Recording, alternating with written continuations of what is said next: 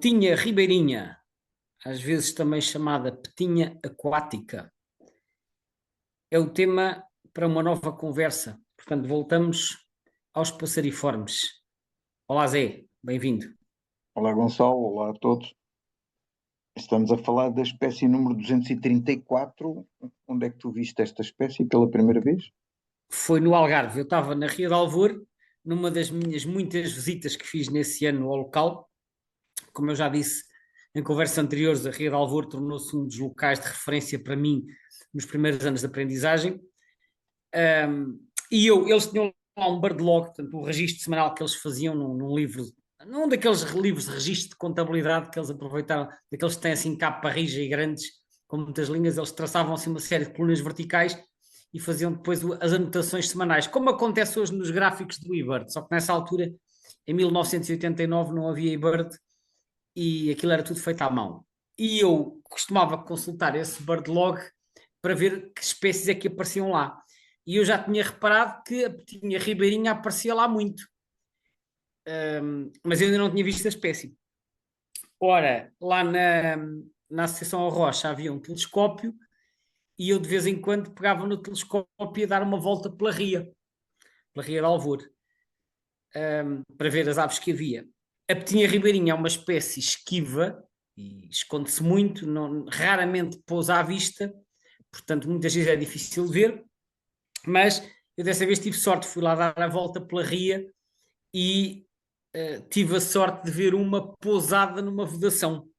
Portanto, ela saiu de lá do meio do sapal onde ela andava, pousou numa vedação de arame e eu consegui vê-la assim um bocadinho com o telescópio. Até depois comentei com o Peter Arres, que era o diretor do Centro da Rocha, comentei que tinha visto a petinha ribeirinha e ele disse finalmente, porque ele sabia que ainda me faltava esta espécie. Portanto, é uma espécie que demorou bastante tempo a ver, quer pelos seus hábitos realmente de se mostrar pouco, quer, como disse, pelo facto de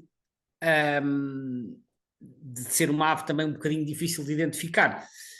Mas pronto, lá consegui. Isto foi no dia 19 de outubro de 1989. Eu nesta fase já andava, como já comentei em conversas anteriores, eu já tinha passado de uma fase em que basicamente ia registando as espécies que me apareciam à frente para uma fase em que já fazia busca direcionada a determinadas espécies que me iam faltando na lista. Como alguém que já tem uma coleção de cromos, enfim, não vou dizer quase completa, mas já bastante adiantada, e que já começa a tentar encontrar os cromos que lhe faltam. Portanto, foi a Não história tinhas desta os cromos observação. mais fáceis, pois. Não, claro, os mais fáceis são logo os primeiros que aparecem. Eu recordo que as primeiras três espécies desta sequência de conversas foi a garça boieira, o cartacho e o chapim real. Isso são tudo aves fáceis, né? Depois, à Uhum. medida que isto vai progredindo, isto vai se tornando cada vez mais difícil. Isso é normal. Mas esta espécie, apesar de ser relativamente esquiva, mais fruto dos hábitos que elas têm de andar ali na base das plantas e coisas do género, não é propriamente uma espécie escassa. Não, não. Ela é bastante comum, mas como está mais ligado ao meio aquático do que, por exemplo, a petinha dos prados, ela tende a aparecer ao pé de água, seja ao pé de açudes e ribeiras, seja em terrenos inundados, como por exemplo restolhos de arroz, ou às vezes outro tipo de terrenos alagados, orlas de paúis. Portanto, ela pode ser localmente comum em certos sítios onde há bom habitat, mas se não houver zonas com água, ela pode estar totalmente ausente, embora às vezes apareça longe de água, já as vi, sobretudo em ambientes de serra, mas não é muito habitual encontrá-las longe de água. Elas preferem alimentar-se nessas zonas, nesses locais com água, e portanto, talvez por causa de, não sei, talvez o tipo de presas que são insetos, talvez sejam mais insetos ligados ao meio aquático, imagino eu. A verdade é que elas gostam mais de frequentar esses locais. Portanto, a espécie não é rara, não é escassa sequer, é razoavelmente comum, mas está concentrada neste tipo de habitats e depois, como eu disse, elas mostram-se pouco porque enfiam-se sempre, elas não dão muita confiança às pessoas. Não é muito frequente nós conseguirmos aproximar muito de uma petinha ribeirinha e depois escondem-se entre a vegetação, nem sempre estão à vista e depois a isto acrescem as dificuldades de identificação que são comuns a todas as petinhas.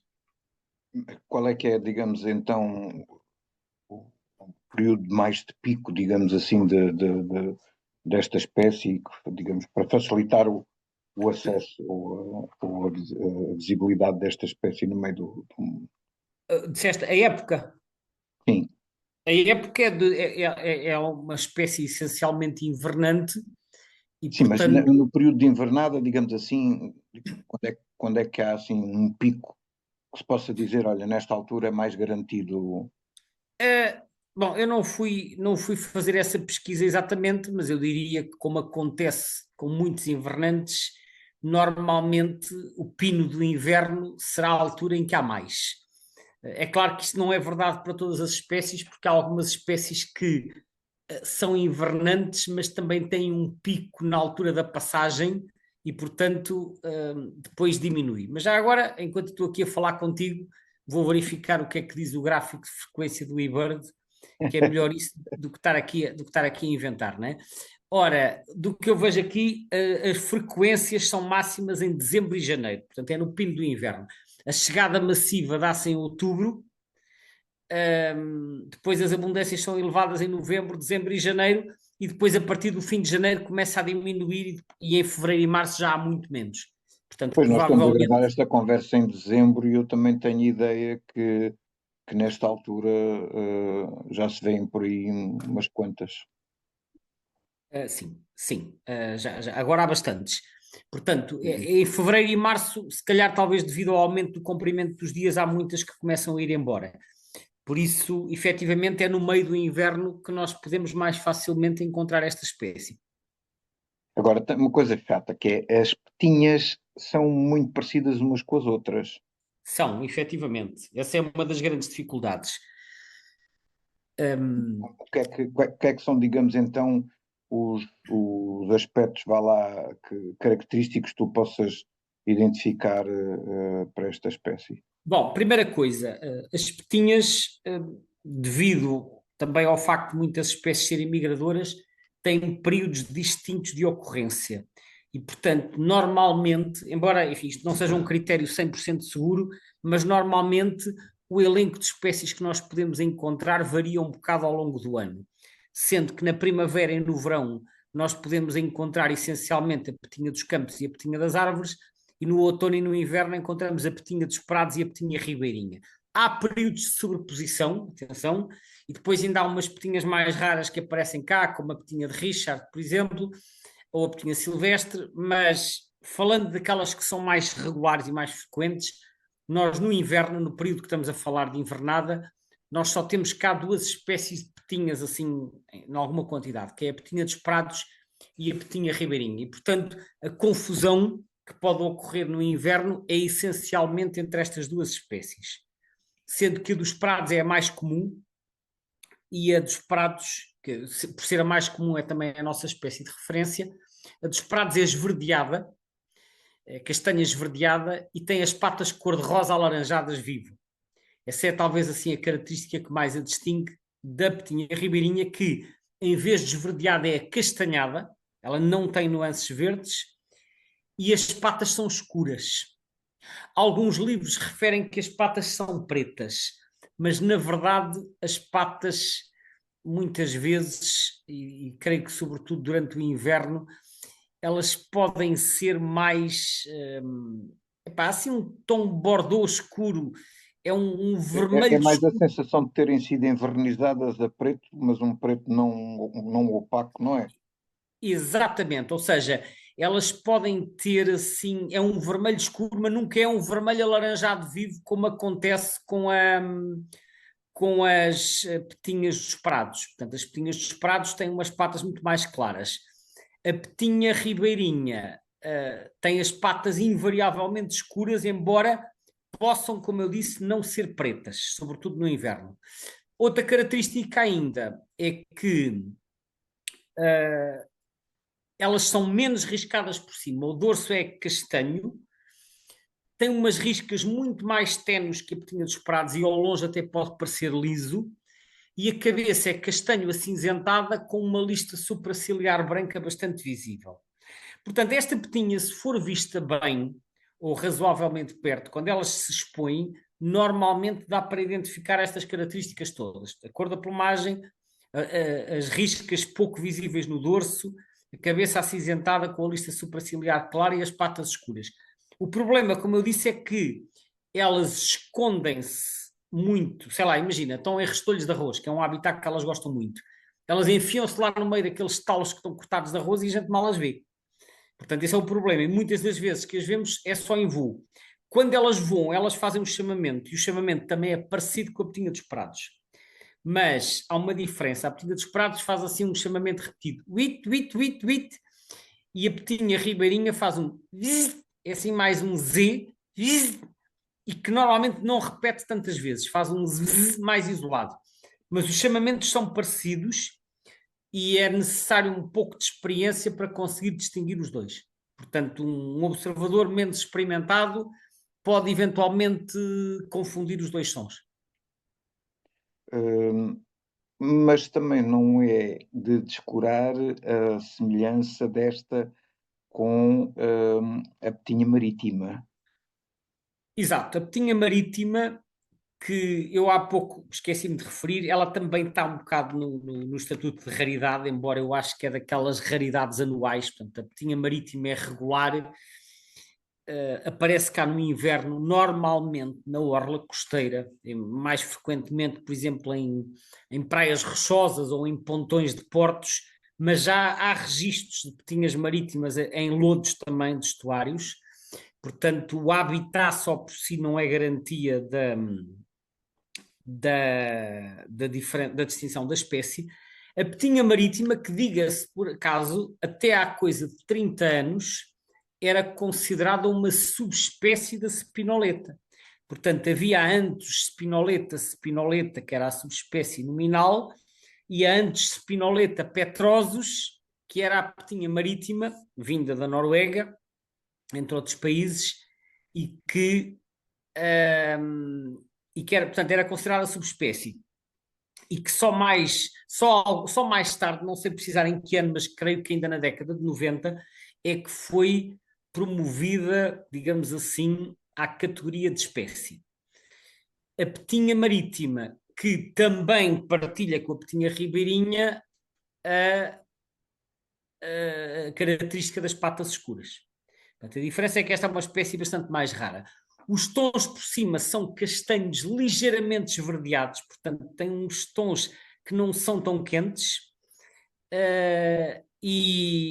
portanto, as tonalidades são um bocadinho diferentes. Outra característica é que as retrizes externas, portanto, as penas externas da cauda, ao contrário da petinha ribeirinha, que são brancas, no caso desta espécie, são cinzentadas, mais escuras. A lista Portanto, superciliar também é mais a tenue, não é? lista superciliar, exato, também é muito mais apagada. Portanto, agora, esta espécie, tal como a anterior, também se mostra pouco, dá pouca confiança e, portanto, é raro nós podermos ver bem e perto. No caso da petinha marítima, como é uma ave muito mais escassa em Portugal, quando alguém descobre, normalmente lança o alerta e outros observadores também ficam a saber. Mas já tem aparecido em alguns portos costeiros, desde Sagres, passando por Peniche, Figueira da Foz, Porto, Foz do Douro, não é? E outros locais assim da costa onde haja, como disse, ou pontões de entradas de rios ou de portos, ou troços de costa rochosa, são os locais típicos. Só que a espécie é muito escassa, porque é uma ave do norte da Europa e que são poucas as que chegam até ao nosso país. Isto a Petrosos. Depois a Petrosos, que é a petinha marítima, haveremos de falar em pormenor quando chegarmos a essa espécie, que é uma espécie que ainda não passou aqui nesta sequência de conversas. Uhum. Característica curiosa também desta espécie é que tu disseste que ela é uma espécie de mais lá para cima, mas o certo é que aqui na Península Ibérica ela também nidifica e em Portugal, supostamente, é Não, verdade. espera. É preciso esclarecer aqui uma coisa. Eu disse que era uma ave do norte da Europa, estava a falar da petinha marítima. Ah, ok. Ok? Esta, Mas esta não é tanto assim. agora vamos voltar à nossa petinha ribeirinha, que é antes de Spinoleta. Ok. Essa não é de maneira nenhuma uma ave do norte da Europa. É uma ave das montanhas do centro e do sul. Ok? Portanto, só para não haver confusão, a petinha marítima é que é do norte da Europa. A petinha ribeirinha nidifica nas cordilheiras do centro e do sul da Europa, sendo que o centro de gravidade, vamos lhe chamar assim, está nos Alpes. Portanto, ali na zona entre França, Suíça, Itália e Áustria. Essa é a zona que, segundo o EBBA, tem a maior população da espécie. E depois ocorre noutras cordilheiras montanhosas, quer para leste e sueste, por exemplo, para os Balcãs e para o Cáucaso, quer para a Península Ibérica. E é na Península Ibérica, efetivamente, que nós podemos encontrar também uma população nidificante razoavelmente grande, que está estimada em qualquer coisa como 16 mil a 32 mil casais. Isto em Espanha. Em Espanha elas nidificam nas cordilheiras do norte, portanto, essencialmente na Cordilheira Cantábrica e nos Pirineus, portanto, desde a Galiza até à Catalunha. E fora isso, há muito poucos registros de nidificação fora dessa área. Em Portugal é escassa, não é? Mas ela também tem Em, estatuto como nidificante. em Portugal, sim, em Portugal, esta espécie nidifica, ou melhor dizendo, nidificava. Não é para mim muito claro que ela ainda nidifique. E, aliás, fiz um webinário sobre esta espécie há coisa de um ano e tal, e nesse webinário eu coloco a hipótese desta petinha já não nidificar em Portugal. É preciso dizer que no tempo do Rei Júnior, portanto, que é um autor da primeira metade do século XX que eu já citei em várias ocasiões, o Rei Júnior refere-se à espécie como invernante, que ocorria de outubro até março ou abril, e que ele nunca confirmou a nidificação em Portugal, ao contrário de outras espécies que ele encontrou. Eu creio que a primeira vez que esta que a confirmação de reprodução se dá da petinha ribeirinha é com o primeiro Atlas de nidificantes, que ocorre de 1978 até 1984. Portanto, eu penso que é a primeira confirmação. E essa confirmação acontece num sítio chamado Lama Grande, que é na Serra de Montezinho, Concelho de Bragança. Portanto, que é na zona mais alta da serra. E que eu saiba, posso estar equivocado, mas que eu saiba, este é o único local onde até hoje se confirmou a nidificação da espécie. Não há mais nenhum. Há outros sítios nas serras do norte, seja na Serra de Montezinho, seja na Serra do Gerês, onde já houve registros de suspeitas de nidificação. Mas nidificações confirmadas, que eu saiba, como eu disse, foi só na Serra de Montezinho. Sim, E nos últimos. No próprio Atlas eles referem também que essas suspeitas, enfim, podem ser, na realidade, apenas indivíduos ainda em migração, não é? Exatamente. Ou seja, aliás, o último Atlas de nidificantes já nem sequer tem a confirmação de nidificação. Tem apenas Uhum. observações que correspondem ao que se chama nidificação provável, e eu até fui ver, porque muitos destes registros estão no Atlas, fui ver que registros eram estes, e trata-se de um registro de 2 indivíduos em 2017, portanto já há 7 ou 8 anos, e é um local, vamos ver, este local da Serra de Montezinho é um local que é visitado com alguma frequência pelas pessoas que vão à região de Bragança. Portanto, é um sítio conhecido há muitos anos, e, portanto, se continuasse a haver ali reprodução da espécie, eu acho que ela seria detectada. Agora, os registros mais recentes que existem nessa zona em época de reprodução são, como eu disse, há de 2017 e de 2018. São os últimos que há. E, portanto, eu tenho dúvidas se ainda haverá reprodução da espécie nessa zona. Não há certezas, as confirmações foram do primeiro Atlas, depois houve algumas confirmações posteriores em anos seguintes, sempre nessa zona, portanto na Serra de Montezinho, porque no Gerês nunca foi confirmado, e a população chegou a ser estimada, penso que em 5 casais, e já era uma estimativa generosa, porque eu saiba, nesse local da Serra de Montezinho só haveria 1 ou 2 casais, portanto estes 5 casais já estava a dar uma margem para eventualmente algum casal que existisse no Parque da Peneda Gerês. Curiosamente, o último Atlas, o terceiro, atribui a esta espécie uma estimativa populacional de 10 a 50 casais, que me parece um valor bastante exagerado. Aliás, isto acontece com outras espécies. Boa Porque eu vontade, já fiz boa este. vontade. Como? É boa vontade. Mas eu olho para estas estimativas e só pergunto assim: onde é que estão esses casais que ninguém os vê? Porque eu percebo que se houvesse 10 casais ou 20 conhecidos, nós podíamos dizer, isto por extrapolação, considerando o habitat favorável, nós podemos extrapolar que existem aqui mais 40 ou 50. Tudo bem, isso eu entendo. Agora, por exemplo, o Atlas apresenta aqui alguns registros como sendo nidificação possível na zona da Serra, da Serra do Gerês.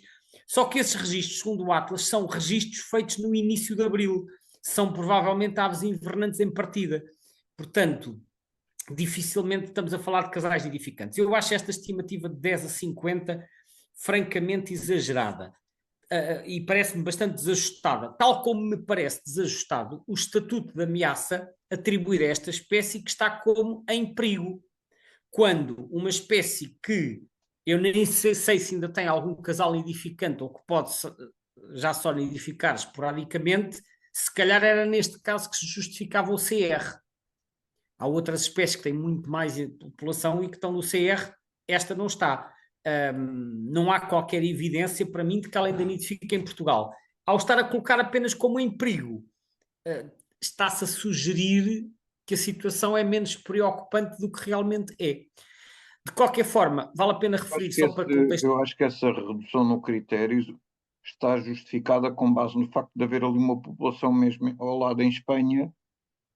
Enfim, não sei. Bom, sim, a espécie, vamos ver, a espécie nidifica efetivamente em Espanha, logo ao lado, entenda-se aqui um bocadinho a norte, numa serra que existe um pouco a norte de Montezinho, que é Sanábria, e Sanábria também tem lá piscos de peito azul, por exemplo, e outras espécies de montanha, e perdiz cinzenta, só que é preciso dizer que Sanábria tem uma altitude consideravelmente superior.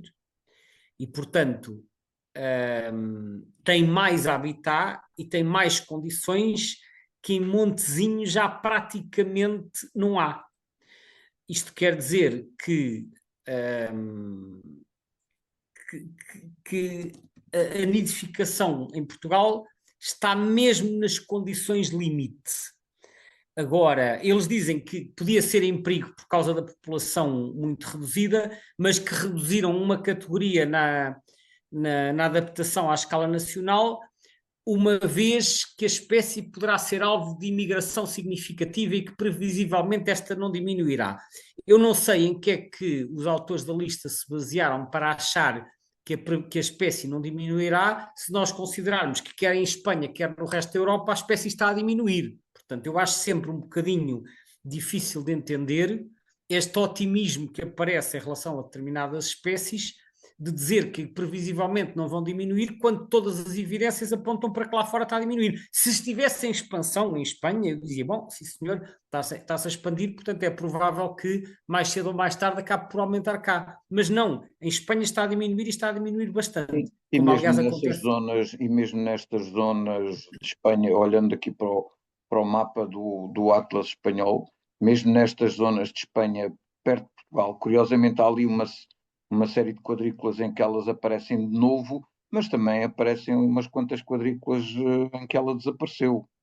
Assim, é Mas, verdade que mas as zonas onde acho que os desapareceu sítios onde ela desapareceu mais são mais para este, em são Espanha, do mais que. para leste, é verdade. As zonas onde desapareceu mais são mais no País Basco e na Catalunha, não tanto a oeste, mas também é preciso ver que na Galiza a cobertura no terceiro Atlas foi muitíssimo incompleta, por isso é que tem muitas bolinhas a cinzento. E, portanto, há tantos buracos na cobertura que é difícil tirar conclusões sólidas. A população portuguesa está numa situação completamente marginal. Portanto, eu acho que das duas uma, ou elas ainda nidificam em Montezinho, vá lá esporadicamente, ou já não nidificam de todo. Eu acho que a situação não está bem esclarecida. Acho que esta avaliação que é feita no Atlas e na lista vermelha é demasiado otimista para aquilo que é a realidade da espécie. Aliás, deixa-me dizer-te que me parece, isto agora vou generalizar um bocadinho, mas parece-me que as avaliações que são feitas a nível da lista vermelha às vezes são bastante pessimistas para rapinas e para certas aves estepárias, etc., que são aves mais bem acompanhadas a nível de conservação, sem dúvida, e que, em alguns casos, esse pessimismo é perfeitamente justificado, mas no caso dos passeriformes, parece-me que às vezes há um excesso de otimismo que pode eventualmente ser o resultado da falta de informação. Como não há informação, fazem-se umas estimativas por alto e pinta-se um quadro que se calhar é bastante mais otimista do que aquilo que é a realidade. Porque, como eu disse, esta zona de Montezinho é bastante visitada por observadores, não tanto como o Planalto da Morela no Gerês, é verdade, mas quase todos os anos vão lá pessoas e eu acharia estranho, sendo a Lama Grande um sítio conhecido e visitado por observadores, eu acharia estranho que houvesse lá petinhas ribeirinhas e que ninguém desse com elas. Olha, eu estive lá este ano em julho e não vi nenhuma. No início de julho, é certo que não é a melhor altura, mas nas zonas de montanha as espécies reproduzem-se até tarde. Portanto, não sei se há, se não há. Eu não estou especialmente otimista com a situação desta espécie e acho que se calhar a categoria devia ser revista, mas pronto, isto é a minha opinião, sem estar a fazer aqui uma análise de fundo. Gostava de referir que em Espanha, além dessa zona de Sanábria, elas distribuem-se, como eu disse, pela Cordilheira Cantábrica, para leste, mas há um outro núcleo no centro de Espanha, no chamado Sistema Central, que apanha a Serra de Gredos, ali entre as províncias de Cáceres e Salamanca e Ávila, e esse núcleo depois estende-se para leste até à Serra de Guadarrama, que fica um pouco a norte de Madrid. Portanto, há um núcleo também importante no Mas Sistema na Serra Central. da Estrela não temos propriamente registro. Não, eu já vi esta petinha na Serra da Estrela, quando fiz lá um projeto há cerca de 24, 25 anos. Em 2001, eu vi-as ao pé da torre, em altitude, vi umas quantas, não me recordo, andavam lá a passear no asfalto, atrás da torre, mas foi ou em outubro ou em novembro, portanto, claramente já eram invernantes, mas foi antes de vir a neve, porque eu vi bastantes nessa altura, depois de vir a neve elas desapareceram, devem ter descido em altitude. Também cheguei a ver, curiosamente, uma vez no outono, no inverno, no alto da Serra de Monchique, também a passear em asfalto. Ou seja, eu fico com a sensação que às vezes as aves invernantes que chegam começam por ir procurar ambientes em montanha, que são os sítios onde elas se reproduzem, mas atenção, quando elas se reproduzem no norte de Espanha, nos Alpes, aqueles são prados muito mais úmidos. Os topos das nossas serras em outubro estão completamente secos. E, portanto, se calhar elas chegam lá, andam por ali uns dias, veem que aquilo não tem grandes condições e depois descem até à costa, que é onde elas efetivamente encontram zonas com alguma umidade, que é aquilo que elas gostam. Portanto, eu, como disse, vi na Serra de Monchique, vi na Serra da Estrela, mas não em contexto de reprodução. E eu acho que na Serra da Estrela não há nenhuma observação de possível reprodução. Porquê? Porque, como eu disse, elas gostam de prados úmidos. Aliás, em Espanha, elas nidificam em zonas altas, às vezes perto já do limite das neves. E na Serra da Estrela eu acho que no verão a serra é demasiado seca para aquilo que esta espécie precisa. A Serra de Montezinho, estando mais a norte e tendo lameiros, que são assim uns prados encharcados, às vezes orlados por árvores, já tem características mais próximas daquilo que ela precisa e está encostado ao núcleo de Sanábria. Portanto, faz parte ali de um núcleo da Galiza. Galiza não, Sanábria já é até Castela e Leão, que é na província de Zamora. Portanto, enfim, a situação não está totalmente bem caracterizada, portanto, quem for à zona de Montezinho poderá deitar o olho a ver se esta espécie anda por lá. É possível, como eu disse, que nidifique esporadicamente, é difícil ter a certeza porque a zona é um bocado remota. Eu, neste momento, com os elementos que há disponíveis, eu já não acredito que haja nidificação regular. Regular, estou a dizer todos os anos. Eu acho que já não há. Gostava de estar enganado, mas é o que me parece que é a situação neste momento. Vamos esperar, pode ser que ainda apareça aí algum registro. Vamos ver. Eu gosto de ser otimista, Zé, eu gosto de ser otimista, obviamente, e vamos esperar, eu também gosto de dizer, vamos esperar que sim, que ainda haja, mas também gosto de ser um bocadinho pragmático e realista, e é assim, se não há evidências que apontem para que a espécie ainda exista, das duas uma, ou se faz uma busca direcionada ou seja, com um reforço de cobertura, ir lá várias pessoas regularmente para tentar tirar a limpo se há ou não há, seja naquele sítio, seja noutros das redondezas, ou então devemos aceitar que efetivamente a espécie desapareceu e que perdemos uma espécie. Eu prefiro às vezes encarar as coisas de frente do que continuar a alimentar expectativas de uma situação que me parece que já se alterou, que é a mesma coisa que o cartacho nortenho, é a mesma coisa que o anarceja e outras espécies que nós já falamos. Porque se nós não aceitarmos a realidade como ela é, depois em termos de conservação da natureza também se vai tardar a agir para a conservação destas espécies. Mas pronto, isso é só assim um apontamento sobre aquilo que eu acho acerca destas espécies que estão em vias de desaparecer do nosso território.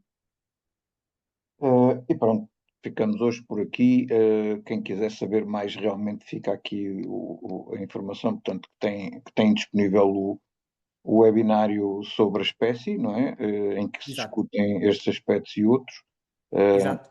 e pronto, e depois E chega. há, e há- e há outro webinário sobre a identificação de petinhas também. Exato.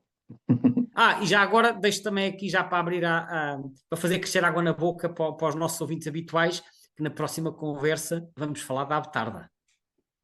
Um peru. Um peru, exatamente. Pronto, portanto, passamos de um passarinho para um passarão. E por aqui eu fico. Até à próxima, Gonçalo. Obrigadíssimo. Obrigado a todos, obrigado Zé, até breve.